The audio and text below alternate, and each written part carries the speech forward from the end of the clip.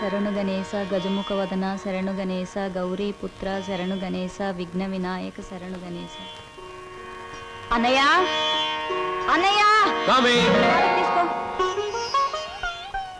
అమ్మా దేవుడి పూజ అయిపోయింది, పొట్టపూజ చూడమ్మా.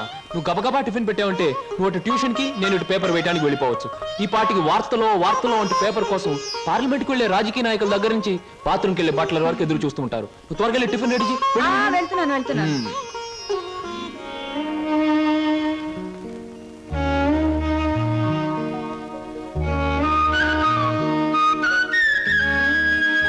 చెల్లాయి, మన కోసం సరోజు ఒంటరిగా ఆగిపోయింది. ప్రాణానికి తెగించి మనల్ని రక్షించింది. ఎక్కడుందో ఏమైందో ఎన్నిసార్లు ప్రయత్నించినా కనీసం జాడు కూడా తెలియలేదు. అసలు ఉందో లేదో. అన్నయ్య తప్పకుండా ఎక్కడో ఉండే ఉంటుంది. ఏదో ఒక రోజు మనకు కనిపించి తీరుతుంది. అర్జెంటే నన్ను వదలవే, కడుపులో గందరగోళంగా ఉంది. ఇదిగో వెళ్ళొచ్చిన తర్వాత నీ ప్రశ్నలన్నిటికీ తీరిక సమాధానం చెప్తాను. నేను మర్చిపోతానండి. నాకు సమాధానం చెప్పిన తర్వాత మీరేమైనా చేసుకోండి. ఎన్టీ రామారావు నటించిన మొదటి చిత్రమేది, రంగుల చిత్రమేది, రాజుగా నటించిన చిత్రమేది, పేదగా నటించిన చిత్రమేది, దొంగగా నటించిన చిత్రమేది, విలన్ గా నటించిన చిత్రమేది, ఏ చిత్రం ఎన్ని రోజులు ఆడింది, అందులో ఫెయిల్యూర్స్ ఎన్ని, సక్సెస్ ఎన్ని చెప్పకండి చూద్దాం. కింద జన్మలో నువ్వు గానుగై ఉంటావే, నేను ఎద్దై ఉంటాను. అప్పుడు నేను ఆడించాను, ఇప్పుడు నువ్వు నన్ను జాడిస్తున్నావు. ఎన్టీ రామారావు నటించిన మొదటి డ్యూయల్ రోల్ సినిమా నిన్ను ఎక్కడ కొడితే బుద్ధి వస్తుందా అని ఆలోచిస్తున్నానే. వస్తున్నా బాబు. ఏమయ్యా, నువ్వు పోస్ట్ మ్యాన్ కదా, పోర్ట్ ఉద్యోగం ఎప్పుడు మొదలెట్టావు? ఏంటంటే ఏమి తెల్లనట్టు అడుగుతారో. మీ ఆవిడ రాసి పంపించిన పాటలు తిరిగి వచ్చేసాయి. ఆహా, అయితే ఈ నెల కూడా పొయ్యిలోకి పుల్లలు కొనక్కర్లేదన్నమాట. మీ ఆవిడ గారి చేత పాటలు రాయటం అన్నా మానిపించండి, లేకపోతే ఆవిడ గారి కోసం కొత్త వారపత్రిక పెట్టండి. లేకపోతే దేశంలో తెల్లకైతే కరువు వచ్చి పడిపోద్దని. మరి ఎవరండి వచ్చింది? అమ్మో, ఏమిటండి ఇవన్నీ నీ రచనలే. వీటి తాకిడికి ఈ ప్రపంచం అంతా తట్టుకోలేకపోతుంది. కొన్నాళ్ళకి ఊరంతా ఖాళీ చేసి పోయేటట్టున్నారు. ఊరు అంటే జ్ఞాపకం వచ్చింది. 1952లో సొంత ఊరు అనే సినిమా వచ్చింది కదా. ఎన్ని సెంటర్స్ లో 50 రోజులు ఆడింది. ఆ చిత్రంలో హీరో ఎవరు, హీరోయిన్ ఎవరు, డైరెక్టర్ ఎవరు?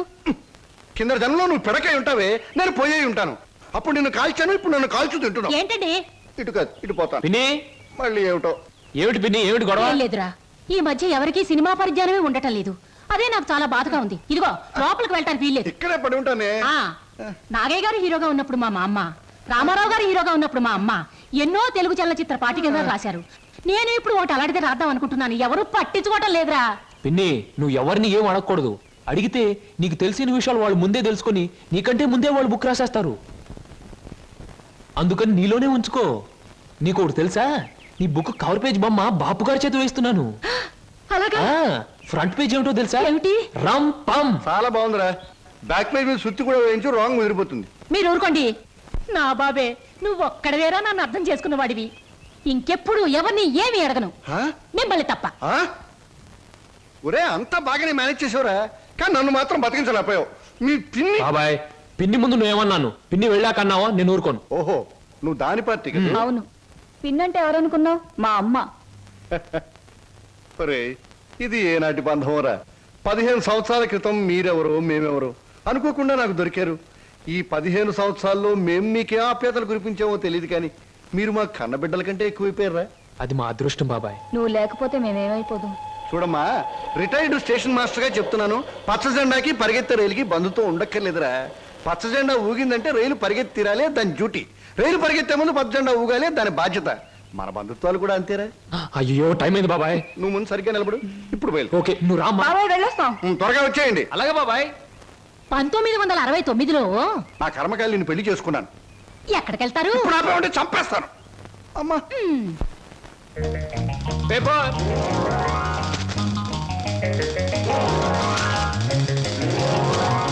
పంతులు గారు, పేపరు. అమ్మయ్యా.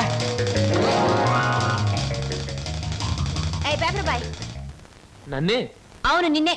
నా పేరు పేపర్ బాయ్ కాదండి, వీర వెంకట విజయ శ్రీనివాస్ వరప్రసాద్.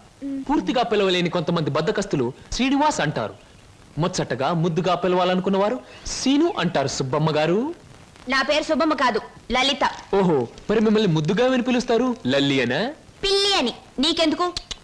పేరు లలితంగా ఉంది, పర్సనాలిటీ లలిత లావణ్యంగా ఉంది. ఏమిటి వెటకారంగా ఉందా? అసలు పేపర్ని అలా రాయిస్తున్నట్టు విసడం ఏమిటి? చేతికి వచ్చుగా. ఇవ్వచ్చు అనుకోండి, ప్రతి వాళ్ళ చేతికి ఇస్తూ పోతే కొంతమందికి వాళ్ళ ఉదయం పేపర్ రేపు సాయంత్రానికి, రేపు సాయంత్రం పేపర్ ఎల్లుండి దానికి అందుతుంది. అందుకని కొన్ని విసరాలి, కొన్ని ఎగరేయాలి, కొన్ని చేతికి ఇవ్వాలి. నేను ఎంత గట్టిగా విసిరినా పడే వాళ్ళ చేతిలో అది పువ్వులా పడటం మన టాలెంట్. చాలండి, మీరు వెళ్ళొచ్చు. చూడండి, ఆ పేపర్లో పేజ్ నంబర్ 4 కాలం నంబర్ 3లో ఆడవాళ్ళకు పనికొచ్చే ఉద్యోగాల ప్రకటన ఉంది. నేను ఉద్యోగం కోసం ప్రయత్నిస్తున్నట్టు ఇతనికి ఎలా తెలుసు? ఏమేం మరదలా, ఆ పేపరు నీకు ముందే తెలుసా?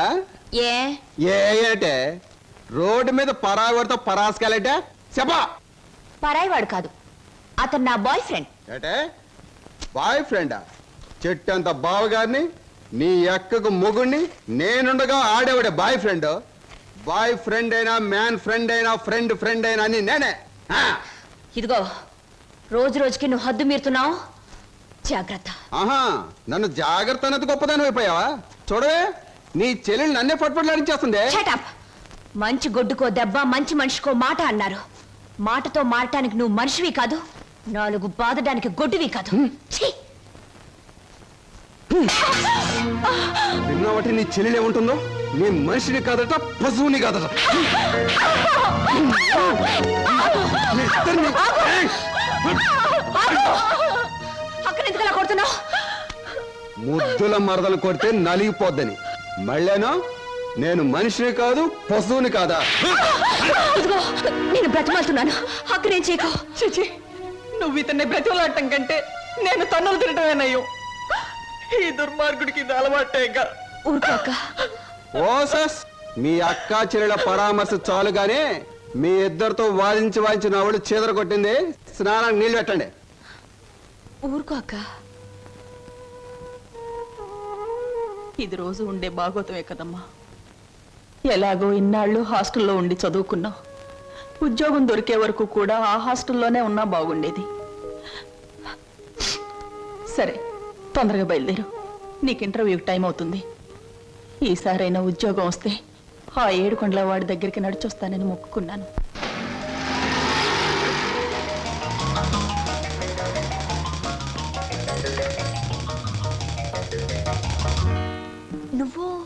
ఆ, నువ్వు పేపర్ బాయ్ కదూ, మరి ఆటో? ఏమిటండి అలా ఆశ్చర్యపోతారు? చూడండి, జీవితం గడియారం లాంటిది. 1 నుంచి 12 వరకు నడిచే ముళ్ళు ఒక్కో చోట ఒక టైం నుంచి పెడతాయి. అలాగే నేను గడియారంలో ముళ్ళు లాంటి వాడిని. జీవితంతో పోటీ పడి తిరుగుతూనే ఉంటాను, గెలుస్తూనే ఉంటాను. పదండి పదండి. నువ్వెక్కడికి? ఎక్స్క్యూజ్ మీ, నేను ఇంటర్వ్యూకేనండి. నువ్వు ఇంటర్వ్యూకా? నేను బిఏ పాస్ అయినండి. ఆశ్చర్యపోకండి, ఇంటర్వ్యూ అయ్యాక తీరిగ్గా కూర్చొని ఏ కూల్ డ్రింక్ తాగుతూ ఆశ్చర్యపోతారు కానీ. Okay, yes, sit down.